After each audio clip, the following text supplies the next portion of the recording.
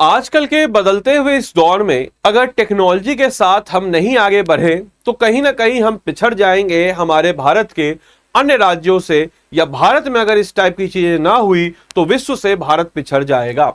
और हमारा राज्य इसके तरफ एक कदम और बढ़ा रहा है जहां वो टेक्नोलॉजी के साथ आगे बढ़ रहा है। जी हां दोस्तों, हम बात कर रहे हैं कि बिहार अब बनेगा नया टेक हब, यानी कि हर चीज में टेक्नोलॉजी को लगा करके उसके एक नए इनोवेशन, एक नए नवाचार के साथ उसके बेस्ट से बेस्ट पोटेंशियल को आगे ले आना ही बिहार सरकार का मकसद है। और बिहार सरकार ने इसके लिए 50 लाख करोड़ का इन्वेस्टमेंट भी कर दिया है और आने वाले वक्त में करने वाला है।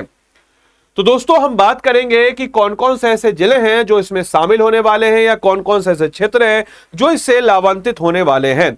तो नमस्कार है आप सभी लोगों को, मेरा नाम है आदित्य वैभव और करता हूं आप सभी लोगों का तहे दिल से स्वागत आप सबके अपने चैनल बीपीएससी स्टडी आईक्यू पे। तो दोस्तों, क्या है ये खबर, तो आइए जरा देखते हैं, समझते हैं और बुझते हैं, और हमारे एग्जामिनेशन पॉइंट ऑफ व्यू से ये किस प्रकार से रिलेवेंट रहने वाला है उसके ऊपर भी हम चर्चा करेंगे। तो सबसे पहले अगर हम बात करें कि पूर्वी भारत का नया टेक हब बनेगा, यानी कि अगर हम बात करते हैं पूर्वी भारत की, पूर्वी भारत जहां पे हम देखते हैं कि बिहार, उड़ीसा, झारखंड, पश्चिम बंगाल, ये पूरा का पूरा एरिया आता है, उसमें बिहार का योगदान जो है आने वाले वक्त में बहुत शानदार होने वाला है, टेक्नोलॉजिकल हब होने वाला है, क्योंकि हमारे पास हर वो रॉ मटेरियल है जिस रॉ मटेरियल से हम उसका उस रॉ मटेरियल से हम उसको एक इनोवेशन तरीके से उसमें टेक्नोलॉजी को लगा करके बेहतर कर सके। हमारे पास एजुकेशन है, एजुकेशन से हम एडटेक बना सकते हैं, हमारे पास रॉ मटेरियल में फल है, उस फल से हम लोग फूड प्रोसेसिंग यूनिट बना सकते हैं, हमारे पास बैंकिंग का जबरदस्त कोऑपरेटिव सिस्टम है, हम उससे फिनटेक सिटी बना सकते हैं। तो हर जगह जब हम टेक्नोलॉजी को लाते हैं, हमारे पास मेडिकल साइंस बेहतर है, मेडटेक बना सकते हैं। तो ऐसे तमाम तरह के इनोवेशन आइडियाज के लिए बिहार सरकार तत्पर है और उसी क्रम में मुख्यमंत्री नीतीश कुमार ने इसका ऐलान कर दिया है।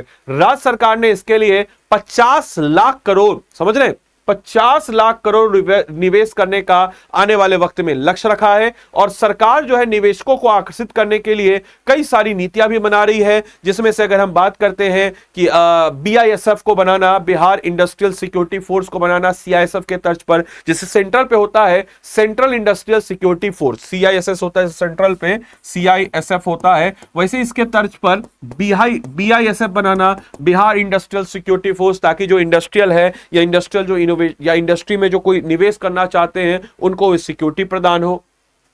मुख्यमंत्री नीतीश कुमार ने यह भी कहा कि बिहार में अब औद्योगिक विकास के क्षेत्र में एक लंबी छलांग लेने को तैयार है और देश के शीर्ष 5 निवेश अनुकूल राज्यों में सम्मिलित करने की दिशा में है। कि भाई हम चाह रहे हैं कि पूरे भारत में जो 5 जो शीर्ष अनुकूल, जहां इन्वेस्टमेंट का सबसे ज्यादा पोटेंशियल है, हम उसमें शामिल हो। इसके लिए नए नए प्रायोजक रोज आ रहे हैं, नई नई योजनाएं आ रही है। जैसे कि अगर हम बात करते हैं फतुहा को फिनटेक सिटी बनाना, अभी बीआईएसएफ सीआईएसएफ के बारे में मैंने आपको बता ही दिया, एक टेक्नोलॉजिकल एनवायरनमेंट देना, सिंगल विंडो सिस्टम देना। इसी प्रकार से 5 वर्षों में 5 लाख करोड़ रुपए खर्च करने की बात भी कही जा रही है। और शनिवार को एक अन्य मार्ग में उद्योग विभाग की समीक्षा भी कर रहे थे, उन्होंने कहा कि कारोबार के अनुकूल नीतियों को बढ़ावा दिया जा रहा है ताकि आने वाले वक्त में ये जो बिहार का लक्ष्य है, बिहार को पाना है कि टॉप 5 जो हमारे राज्य हैं उसमें इनको लाना है। इसके अलावा आधुनिक फूड प्रोसेसिंग और लॉजिस्टिक सुविधाओं के साथ 5 नए मेगा फूड पार्क, याद रखिएगा कितने, तो 5 नए मेगा फूड पार्क का लक्ष्य है,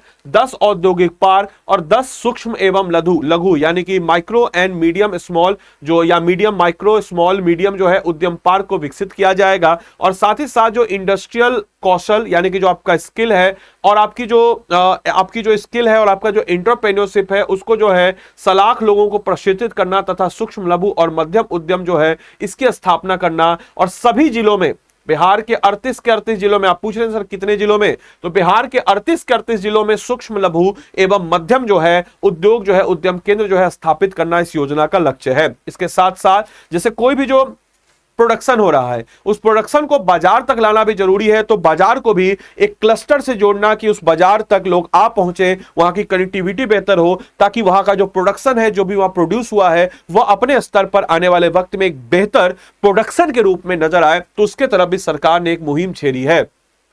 इसके अलावा मुख्यमंत्री ने कहा कि आर्थिक तरक्की, यानी कि मुख्यमंत्री ने यह भी कहा कि आर्थिक तरक्की और रोजगार जो है बड़े पैमाने पर औद्योगिकरण के लिए जरूरी है और इसीलिए बिहार को चाहे वो डिफेंस कॉरिडोर हो, सेमीकंडक्टर मैन्युफैक्चरिंग पार्क हो, ग्लोबल कैपेबिलिटी सेंटर हो, मेगा टेक सिटी हो, फिनटेक सिटी जो अभी फतुहा में है, इसके लिए शीर्ष समिति का गठन जो किया गया कि इन सारे पहलुओं पर हम काम करें और जल्द से जल्द बिहार को 50 लाख करोड़ का बजट जो है, जो बहुत होता है दोस्तों 50 लाख करोड़, इसकी तरफ जो है हम उसको लेकर के जाएं। वही अगर हम बात करते हैं वैश्विक बैंक जो है इस हब एवं अगर हम बात करते हैं तो बिहार को एक वैश्विक बैंक इन हब एवं ग्लोबल वर्क प्लेस के रूप में विकसित एवं स्थापित करने का प्रयास जो है शुरू किया गया है। इसी में प्रतिभाशाली युवा एवं उद्यमियों को राज्य अंतर्गत स्टार्टअप एवं अन्य न्यू जो है इकोनॉमी, इसके अलावा प्रशिक्ष जो है रोजगार उन्नति गतिविधियों को विस्तारित करने की कार्य योजना जो है इसमें बनाई गई है। आपको यह भी बताते चले, इसके तहत अगर हम बात करते हैं तो 25 से 17 हजार करोड़ तक पहुंचेगा निर्यात, यानी कि यह भी टारगेट लिया जा रहा है कि 25 से 17 हजार करोड़ तक हम लोग जो है हमारे निर्यात वैल्यू को पहुंचा सकते हैं और उद्योग जब हमारा बेहतर होगा तो इस तरीके से कर सकते हैं। इसके लिए कुछ डेटा भी है कि औद्योगिक इकाइयों की संख्या 2005 में 1674 थी और 2025 में यानी कि 20 साल में 1674 से बढ़कर के 3500 हो गई है, जो कि तकरीबन जो 25 करोड़ था पहले, अब आज के डेट में 25 करोड़ से सीधा 17,000 करोड़ हो गया है, जो इस बात को दर्शाता है कि सरकार जो है एक सही दिशा में काम कर रही है। साथ ही साथ आपको बताते चले कि 25 करोड़ जो पहले निर्यात था उसको 17,000 करोड़ तक ले आना, ये पिछले 20 साल की उपलब्धि है और आगे आने वाले वक्त में इसको दोगुना करने की भी बात जो है यहां पे कही जा रही है। मुख्यमंत्री उद्यमी योजना के तहत कुल 44,073 जो उद्यमी हैं उनको प्रोत्साहन राशि दी जाएगी। इसमें लोग जो है अपना खुद का उद्योग कारोबार कर सकेंगे ताकि जो है एक जो निर्भरता है किसी दूसरों के ऊपर वो खत्म होगी और उद्योग अगर उनका बढ़ा तो वो जो है किसी और को रोजगार दे सकते हैं। तो इस प्रकार की मुहिम भी हमको यहाँ पे देखी जा रही है, यानी कि स्टार्टअप कल्चर को इंक्रीज करना जो है यहाँ पे बात कही जा रही है। और 14,036 एकड़ क्षेत्र में इंडस्ट्रियल जो है मैन्युफैक्चरिंग क्लस्टर भी बनाने की बात कही जा रही है। इस बैठक में मुख्य सचिव प्रत्यक्ष अमृत मीना ने बताया कि आधुनिक जो है फूड प्रोसेसिंग और लॉजिस्टिक सुविधाओं के साथ साथ 5 नए मेगा फूड पार्क भी स्थापित किए जाएंगे, 10 औद्योगिक और 100 जो है एमएसएमई पार्कों का भी विकास किया जाएगा। ये तकरीबन 14,036 एकड़ के क्षेत्र में इस एरिया को फैलाया जाएगा ताकि जो बिहार राज्य है वो अपनी एक दशा और दिशा को एक बेहतर तरीके से और एक समझिए कि आने वाले वक्त में एक विजनरी तरीके से देख सके। वहीं अगर हम बात करते हैं तो 14,036 एकड़ में ये फैलेगा। इसमें अगर हम बात करते हैं तो उद्योग प्रसंगी कौशल, यानी कि आपके अंदर का जो स्किल है, इस स्किल को बेहतर करने के लिए आपके अंदर जो एंटरप्रेन्योरशिप है उसको अधिक लाने के लिए, जैसे डोभी गया जी में 1700 एकड़ में फैला इंटीग्रेटेड मैन्युफैक्चरिंग क्लस्टर जो इसकी स्थापना, इसकी प्रक्रिया को तीव्र गति बढ़ाया गया है।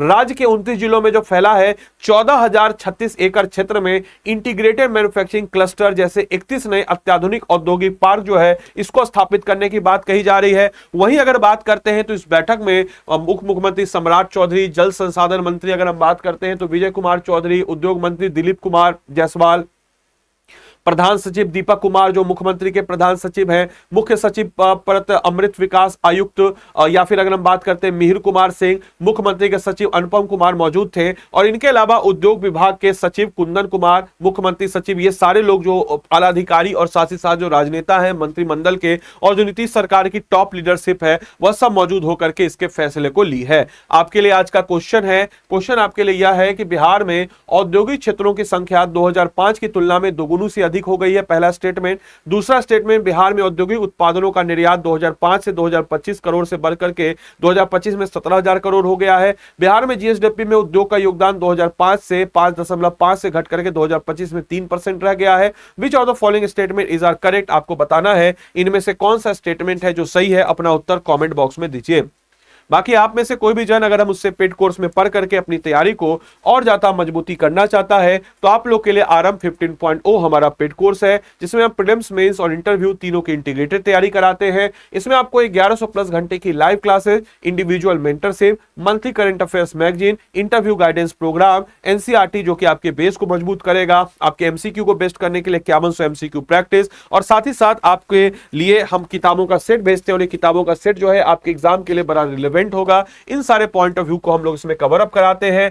कोर्स से जुड़ी हुई जानकारी के लिए 928999 6924 इस नंबर पे आप कॉल कर सकते हैं। अगर आपको खुद से कोर्स को लेना है तो आप कैसे करिएगा, तो स्टडी IQ के ऐप या वेबसाइट पे जाएंगे। स्टडी IQ के ऐप या वेबसाइट पे जाने के बाद स्टेट पीसेस पे जाएंगे, हमारा प्यारा मोहब्बत बिहार पे जाएंगे। बिहार पे जाने के बाद RM 15.0 पे आप आएंगे, बाय नाउ पे जाएंगे। बाय नाउ पे जाने के बाद दोस्तों आप क्या करेंगे, तो यहाँ पे आप आदि लाइव कोड लगाएंगे। क्यों आदि लाइव कोड लगाएंगे, क्योंकि इससे आपको क्या मिलेगा, तो इससे आपको डिस्काउंट मिलेगा और मेरा मेंटरशिप भी मिलेगा। और दोस्तों हमको बताते चले इसके बारे में कि आखिर इस कोर्स में हम लोग पढ़ाते कैसे हैं। तो जैसे मान के चले कि आपको इस टॉपिक में पढ़ाया गया नॉन कॉपरेशन मूवमेंट।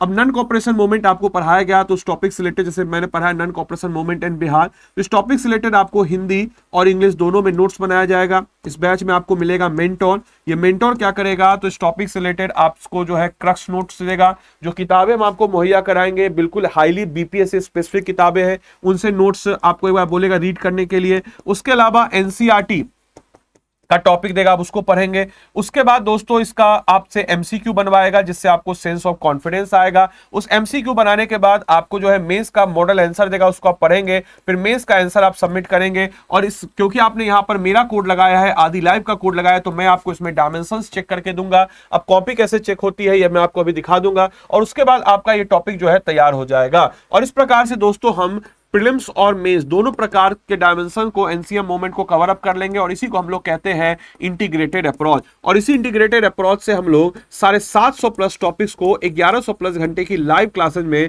चाहे पॉलिटी हो, ज्योग्राफी हो, इकोनॉमिक्स हो, बिहार स्पेशल हो, करंट अफेयर्स हो, जनरल साइंस हो, सबको हम अच्छे से कवर अप कर लेंगे। और जब हम सबको अच्छे से कवर अप कर लेंगे तो कहीं ना कहीं हम कह सकते हैं कि ये हमारा जो डायमेंशन है या जो हमारी तैयारी है वो सही दिशा पे होगी। और फिर उसके बाद ये कोर्स में सबसे खास बात है कि हम 100% स्कॉलरशिप देते हैं। कहने का मतलब यह हुआ कि आप अगर अपनी तैयारी को अच्छे से करते हैं और प्रीलिम्स आपका डेफिनेटली निकलेगा, तो जैसे ही आपका प्रीलिम्स निकला हम लोग 100% स्कॉलरशिप के साथ आपने जो भी मोड ऑफ पेमेंट से पेमेंट किया है उसको वापस कर देंगे। तो कोर्स से जुड़ी हुई किसी भी प्रकार की जानकारी के लिए 9289996924 इस नंबर पे आप कॉल कर सकते हैं। या फिर मैं आपको एक कॉपी भी दिखा देता हूं कि कैसे हम लोग कॉपी को चेक करते हैं। तो आप देखिए कि कैसे हम लोग कॉपी को चेक करते हैं, आपको खुद रियलाइज हो जाएगा कि कितनी मेहनत से, कितनी शिद्दत से हम लोग, जो आप बच्चे जब कॉपी भेजते हैं तो उन कॉपी को हम लोग चेक करते हैं। देखिए ये कॉपी है, देखिए आपकी कॉपी में कहाँ कहाँ आपको एड ऑन करना है, कहाँ पे क्या अच्छे पॉइंट्स हैं, कहाँ पे एड ऑन करके आप अच्छा और नंबर ला सकते हैं। तो ऐसे तमाम तरह की चीजों को हमने इसमें एड ऑन किया है।